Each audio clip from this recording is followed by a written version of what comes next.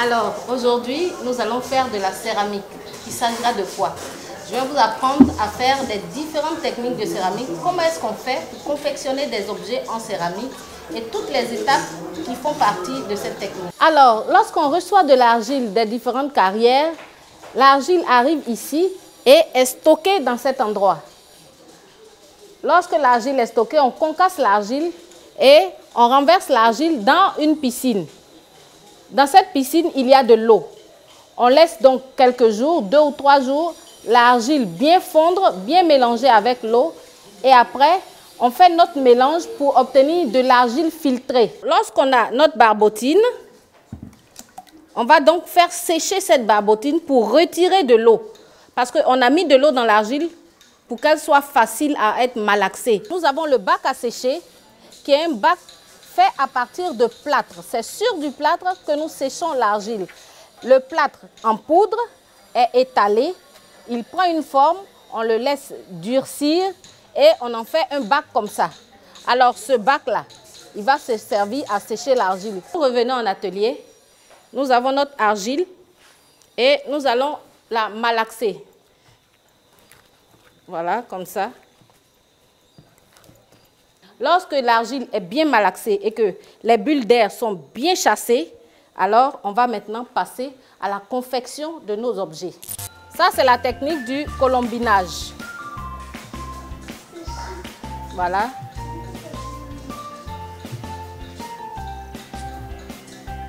Les pièces sont montées à partir d'un colombin. Le colombin, c'est l'argile qui a été malaxée et on fait des baguettes d'argile. Et à l'aide de ces baguettes-là, on prend pour monter notre pièce.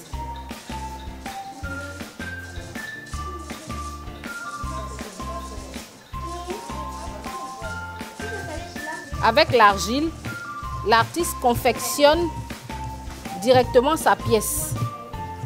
Voilà. Il a d'abord une maquette de ce qu'il veut faire. La maquette, c'est l'idée de l'élément qu'il veut réaliser. Ensuite, il va prendre l'argile morceau par morceau et puis confectionner la pièce. Et lorsque l'artiste a fini de confectionner la pièce, s'il veut en faire plusieurs, on va modeler cette pièce-là dans du plâtre et faire un moule pour faire plusieurs éléments. Alors pour la technique du tournage, l'artiste, le potier, va fixer l'argile sur la girelle, c'est-à-dire sur la base du tour. Il va vérifier si l'argile est bien fixée. Ensuite, il va centrer l'argile.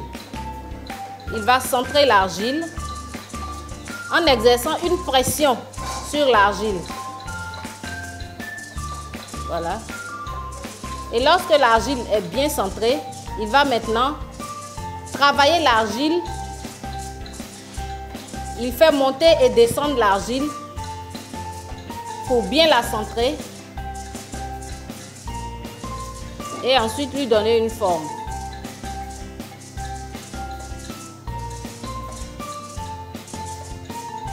Voilà. Il fait monter et descendre l'argile.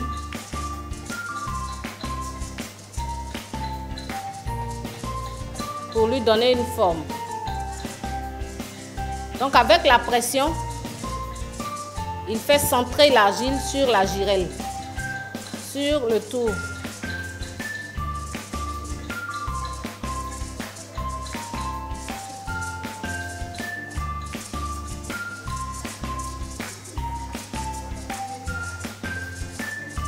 Voilà.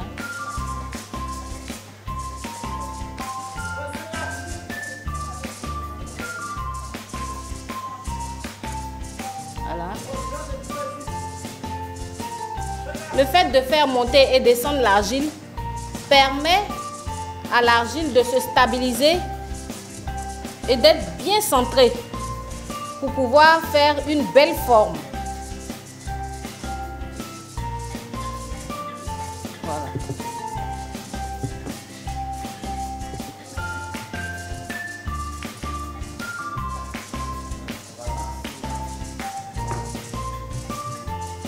On va maintenant tasser.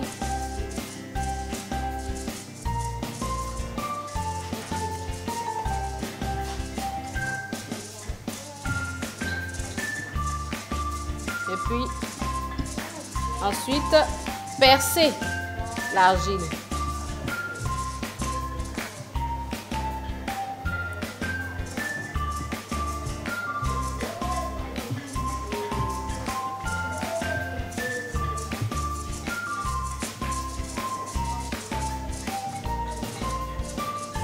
Voilà. Voilà. On va ouvrir maintenant l'argile pour donner notre forme.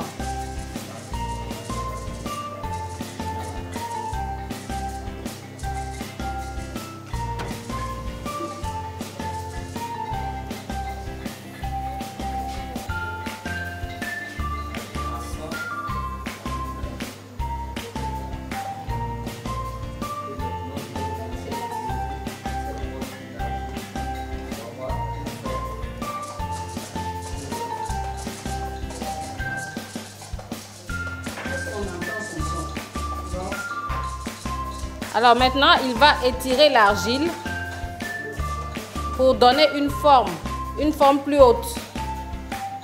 Voilà.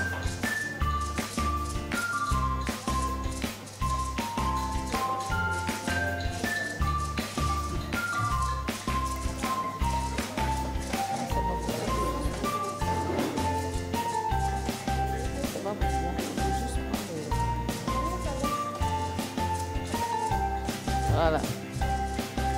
La première cuisson de l'argile, qu'on appelle le biscuit, comme je l'avais dit, se fait à 900 degrés. Donc, lorsqu'on a retiré les pièces du four, qu'elles sont biscuitées, il y a une deuxième cuisson, si on veut, parce que les pièces peuvent rester biscuitées et on peut les décorer avec de la peinture. Mais il y a aussi une deuxième cuisson qu'on appelle l'émaillage. Il s'agit de mettre de la peinture céramique sur les pièces et on les remet au four. Et cette fois à 1250 degrés. Et ces pièces vont encore cuire entre 6 et 7 jours. Donc il faudra 6 et 7 ou 7 jours de cuisson pour l'émaillage des pièces. Donc nous avons des pièces émaillées. On en a en plusieurs couleurs. Voilà. Donc l'émaillage, c'est des pièces qui ne sont pas poreuses. C'est-à-dire l'eau ne peut pas traverser. On peut mettre de l'eau dedans. Donc vous avez des pièces un peu comme les assiettes dans lesquelles nous mangeons et tout. Voilà. Vous avez des éléments